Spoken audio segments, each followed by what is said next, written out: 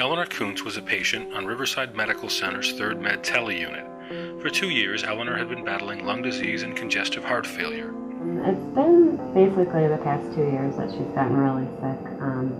She had congestive heart failure, lung disease they never named, and they said that early onset of dementia.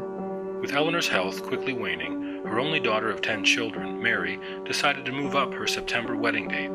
On March 13, 2009, Doug and Mary Jones were wed in Eleanor's 3rd-floor hospital room at Riverside Medical Center in Kankakee, Illinois. We were planning on getting married in September, which we still were going to renew our vows. You know, when they really started facing kind of the reality of the situation, I called my brother. I just talked to him about it, and he reassured me, you know, you're engaged, so you're obviously ready to get married, and if something you want to do, then just do it. Thursday, the day before I got married, we decided we're going to do this, so I called Father Tom. And from there, it just... Yeah, it went very fast. Yeah. We spent the whole day literally running around, getting stuff done, getting the ring.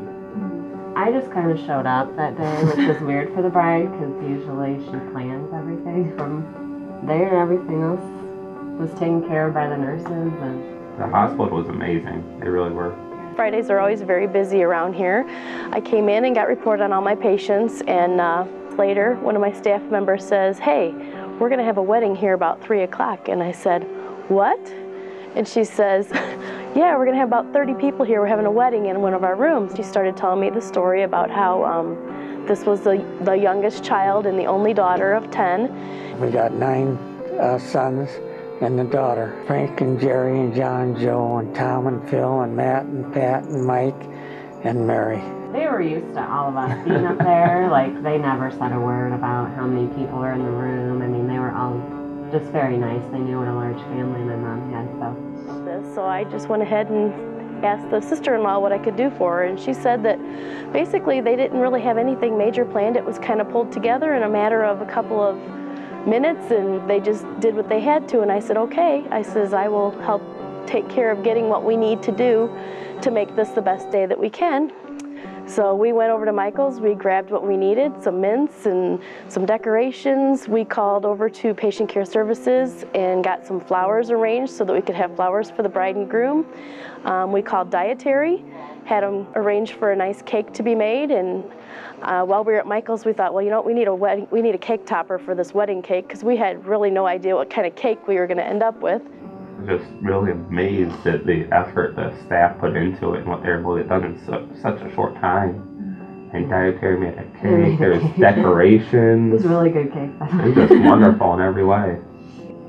We didn't really say much to her about it because, like he said, we didn't really know if it was going to happen or not. Oh. So we were kind of, nervous to say anything to her. But that morning, I had told her, I said, I'm going to get married today, Mom. And she was really surprised and started crying.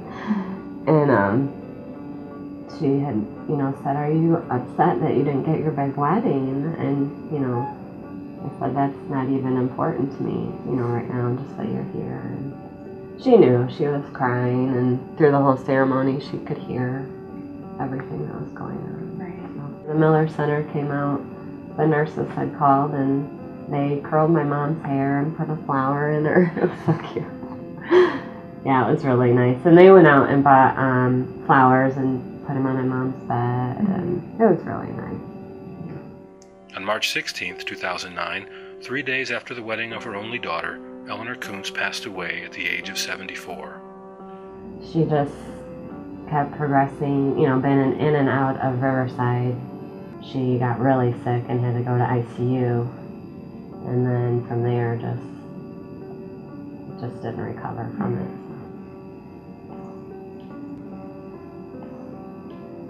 it. We met in Houston, Texas, down at the Ellington Air Force Base. I was in service then, and we met him at the USO. Loved each other from the start, and we just weren't separated from one another, and